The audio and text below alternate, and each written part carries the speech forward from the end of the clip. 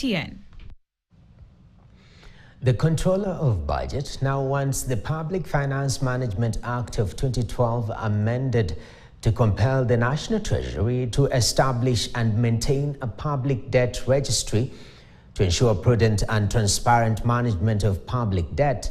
Speaking before the National Assembly Public Petitions Committee, Controller of Budget Margaret Nyakango called for the delineation of the roles of the National Treasury, Central Bank, and of the Controller of Budget to avoid duplication of mandates.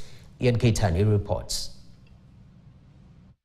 As questions continue to arise regarding the national debt, a recent report from the Controller of Budget has revealed that the public debt has ballooned to approximately 12.82 trillion shillings, which is about 69.9% of the gross domestic product.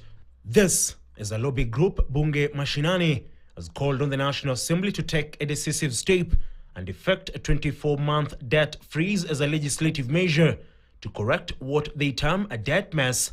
Appearing before the National Assembly Public Petitions Committee, Controller of Budget Margaret Nyakango called for amendments to the Public Finance Management Act of 2012.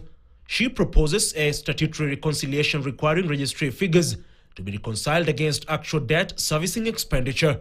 To amend the Public Finance Management Act to place a clear statutory duty on the National Treasury to establish and maintain the public debt registry, rather than pursue a new standalone legislation consistent with our earlier submission on the PFM amendment bill process. With the 2026 budget estimates having a fiscal deficit of 1.1 trillion shillings, the government is left with no option other than more borrowing.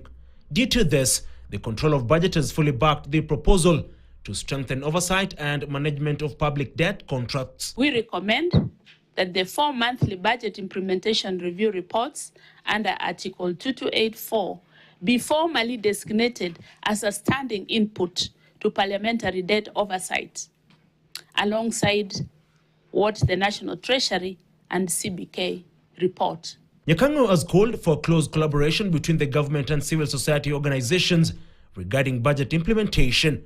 She's also calling for the establishment of a foundation for intergenerational equity in public debt policy through amendments to the Public Finance Management Act. Delineates the respective roles of the National Treasury, the Central Bank of Kenya, Parliament, and the COB in debt oversight. The Controller Budget welcomes close coordination with the committee and civil society organizations on matters of budget implementation and fiscal accountability, which is consistent with its constitutional public engagement obligation. Ian Keitani for KTN, Nairobi.